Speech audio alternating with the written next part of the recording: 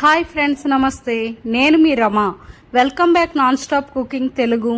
ఈరోజు మన ఛానల్లో గోంగూర పచ్చడిని చాలా సింపుల్గా టేస్టీగా ఎలా చేసుకోవాలో ఈ వీడియోలో చూద్దాం. వేడి వేడి అన్నంలో ఒక్కసారి కొంచెం నెయ్యి వేసుకొని ఈ గోంగూర పచ్చడితో టేస్ట్ చేయండి. దీని రుచి అయితే వేరే లెవెల్లో ఉంటుంది. ఇప్పుడు దీని ప్రాసెస్ ఏంటో చూద్దాం. దీనికోసం ముందుగా మీడియం సైజ్ గోంగూర 2 కట్టలు తీసుకోండి. వీటిని శుభ్రంగా వాష్ చేసి తీసుకోండి. ఇప్పుడు ఈ గోంగూరని ఒక ప్యాన్లో వేసుకోండి. అలాగే ఇందులో medium size onion 2, medium size tomato 2, పచ్చిమిర్చి ఒక 5 నుంచి 6 వేసుకోండి.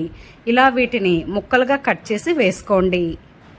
అలాగే ఇందులో పసుపు 1/2 టేబుల్ స్పూన్, సాల్ట్ మీ టేస్ట్కి తగినంత వేసుకోండి. అలాగే ఇందులో 1/2 కప్ వరకు వాటర్ని వేసుకోండి. ఇలా వాటర్ని వేసుకొని ఇక్కడ ఫ్లేమ్ని మీడియం ఫ్లేమ్లో పెట్టుకొని గోంగూరపై మూత పెట్టుకొని గోంగూరని బాగా ఉడకనివ్వండి.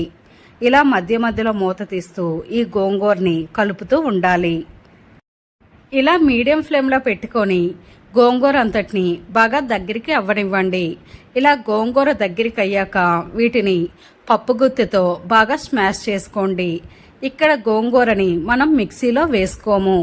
గోంగూర అనేది మనం తినేటప్పుడు నోటికి తగులుతూ ఉంటేనే టేస్ట్ బాగుంటుంది. ఇలా గోంగూర అంతటిని స్మాష్ చేసిన తర్వాత ఒక ప్యాన్ వేసుకోండి. ఇందులో 1/2 టేబుల్ స్పూన్ మెంతులు, 1 టేబుల్ స్పూన్ ధనియాలు, 1 టేబుల్ స్పూన్ జీలకర్ర, ఎండుమిర్చి 7 నుంచి 8 వేసుకోండి. ఇక్కడ ఫ్లేమ్ని లో ఫ్లేమ్లో పెట్టుకొని ఇవి కలర్ చేంజ్ అయ్యే వరకు బాగా ఫ్రై చేయండి. ఇక్కడ ఈ మసాలా అనేది మాడిపోతే మనం చేసే గోంగూర టేస్ట్ అనేది మారిపోతుంది.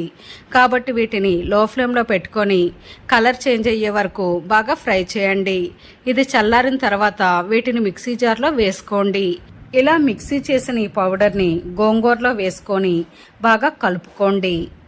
ఇలా ఈ పౌడర్ గోంగూర పచ్చడి మొత్తం అంతా బాగా కలిసేటట్టు బాగా కలుపుకొని ఇప్పుడు స్టవ్ ఆఫ్ చేసేయండి. ఇప్పుడు వీటికి తాలింపు వేసుకుందాం.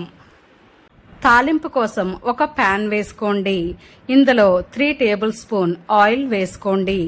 ఆయిల్ బాగా హీట్ అయిన తర్వాత ఇందులో ఆవాలు 1/2 టేబుల్ స్పూన్, జీలకర్ర 1 టేబుల్ స్పూన్, శనగపప్పు 1 టేబుల్ స్పూన్, మినప్పప్పు 1 టేబుల్ స్పూన్, ఎండుమిర్చి ఒక 4, వెల్లుల్లి రెబ్బలు ఒక 5 నుంచి 6, కరివేపాకు 2 రెమ్మలు, కొంచెం ఇంగువ వేసుకొని వీటిని బాగా కలుపుకోండి. గోంగూర పచ్చడిలో ఇంగువ ఫ్లేవర్ చాలా బాగుంటుంది.